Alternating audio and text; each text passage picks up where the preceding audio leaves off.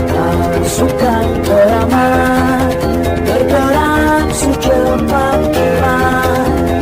Pasukan keramat mengabdi hingga kiamat.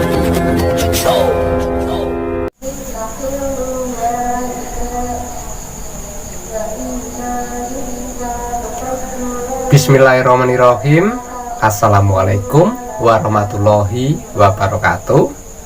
Om Swastiastu, Namo Buddhaya, dan salam kebajikan. Apa kabar pemirsa? Jumpa kembali dengan saya, Mbah Budi Yunus AE, di channel YouTube Pasukan Keramat.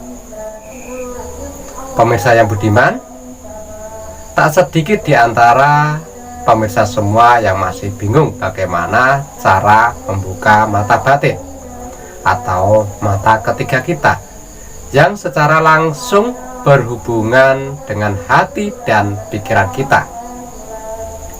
Ada yang meminta supaya saya membukanya untuk mereka, ada juga yang meminta caranya.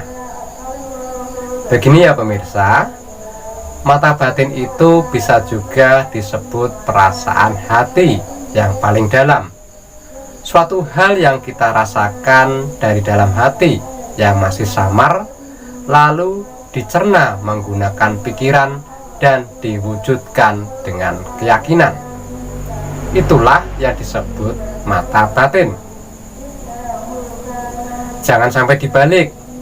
Kalau dibalik melalui pikiran terus dirasakan dalam hati lalu diyakini, ya, itu bukan cara mengolah jiwa atau mengolah batin dan bukanlah mata batin. Jika diawali melalui pikiran itu disebut halusinasi atau khayalan. Yang disebut mata batin itu apa yang dirasa dari hati lalu dicerna dengan pikiran dan diyakini.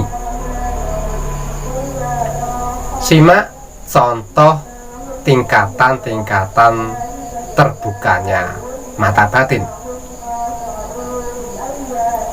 Terbukanya mata batin tingkat dasar, ya. Misal Anda melihat seseorang yang gerak-geriknya mencurigakan, lalu hati Anda mengatakan itu maling, dan pikiran Anda juga ikut mencernanya dengan memori yang Anda simpan bahwa maling itu gerak-geriknya ya seperti itu gitu, dan Anda meyakininya. Setelah itu Anda melihat orang tersebut ternyata memang benar-benar maling dan ditangkap oleh warga, dibawa polisi gitu. Itu juga disebut mata batin, karena batin Anda yang melihat duluan, baru pikiran Anda yang menganalisanya, dan keyakinan Anda yang mewujudkan bahwa itu nyata. Terbukanya mata batin tingkat kedua, semisal Anda sedang bertamu di rumah seorang teman, ya, misalnya gitu. Di situ Anda merasakan hal aneh seperti merinding, bau-bau yang tak wajar, lalu batin Anda mengatakan bahwa rumah tersebut ada hantunya. Lalu dari bau tersebut memori pikiran Anda menganalisanya.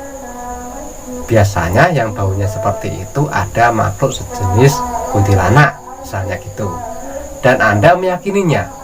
Setelah dideteksi ternyata memang benar kuntilanak, dan itu juga disebut mata batin gitu. Mata batin tingkat ketiga jika sudah terbuka, ya, misalnya Anda melewati tempat-tempat yang gelap dan sepi. Saat Anda lewat, ya, hati Anda merasakan ada bayangan hitam dalam hitungan detik. Lalu pikiran Anda mencernanya dan mengatakan yang sekilas nampak tersebut menurut pikiran Anda yang biasanya itu hitam besar seperti itu adalah jenis hantu genderuwo misalnya. Lalu Anda meyakininya. Dan saat Anda cerita pada penduduk setempat bahwa Anda baru saja melihat genderuwo, dan masyarakat pun mengatakan bahwa di situ memang ada genderuwonya. Nah, itu pun bukti bahwa mata batin Anda juga sudah terbuka. Dan untuk level yang keempat, semisal ya ini yang sudah terbuka mata batinnya, karena Anda sering belajar mengolah batin, ya suatu ketika Anda benar-benar melihat makhluk gaib secara nyata melalui mata keyakinan hati dan pikiran, semua terlihat nyata. Itulah mata batin yang sudah benar-benar terbuka. Dengan sangat jelas antara mata, batin, pikiran, ya secara nyata sudah sinkron dan sejalan.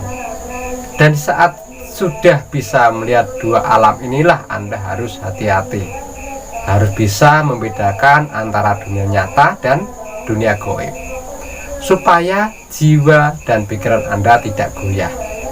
Kuatkan ibadah dan iman agar tidak terkena goncangan jiwa atau gangguan jiwa. Untuk terbukanya mata batin yang level kelima, ya inilah yang tergolong sudah tinggi. Orang yang sudah terbuka mata batinnya di tingkat tertinggi, ya mampu mengetahui cakra seseorang sehingga tahu permasalahan orang tersebut sebelum orang tersebut cerita padanya, yang sudah terbuka tadi. Dan lebih mendalam lagi, orang yang sudah di tingkat tertinggi ini ya sudah memiliki kesadaran jiwa, sudah memahami istilah sopo aku, saka ngendi asalku, opo tujuanku urip, urip iki kanggo opo, kanggo sopo, lan nang ngendi anggonku bali. Bahasa Indonesianya, bila sudah bisa memahami dan menerapkan perilaku, ya dia akan tahu siapa saya, tujuan hidup ini untuk apa, untuk siapa, dan jika suatu saat kembali akan kembali ke siapa dan kemana gitu. Itu ya sudah mendalam banget mata batinnya. Itulah tingkat-tingkatan orang yang sudah terbuka mata batinnya, mulai dari tingkat dasar paling bawah sampai tingkat tertinggi. Dan untuk mencapai tingkatan-tingkatan tersebut, Anda harus mau mengolahnya. Anda harus benar-benar berusaha mempertajam intuisi atau ketajaman batin dengan menyelaraskan antara hati, ya, pikiran yang dipadukan dengan pola hidup sehari-hari. Dan berikut tata cara membuka mata batin. Silahkan dilakukan, dijalankan, dan ditekuni. Saya jamin mata batin Anda pasti terbuka. Caranya, 1. Kuatkan keyakinan dan tujuan Anda dalam membuka mata batin, dan siap menjalankannya dengan sepenuh hati.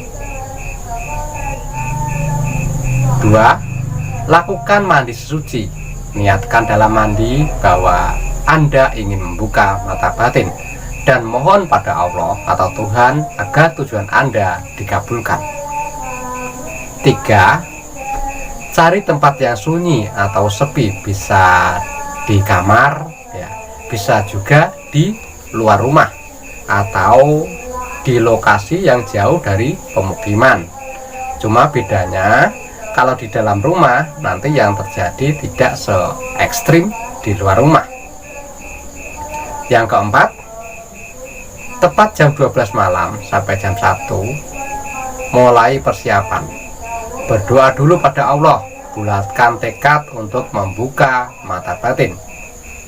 Jika di dalam kamar, padamkan lampu buat situasi gelap gulita.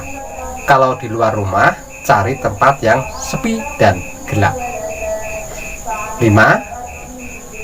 Lakukan duduk bersila, posisi kaki kanan di atas paha, kaki kiri di bawah paha.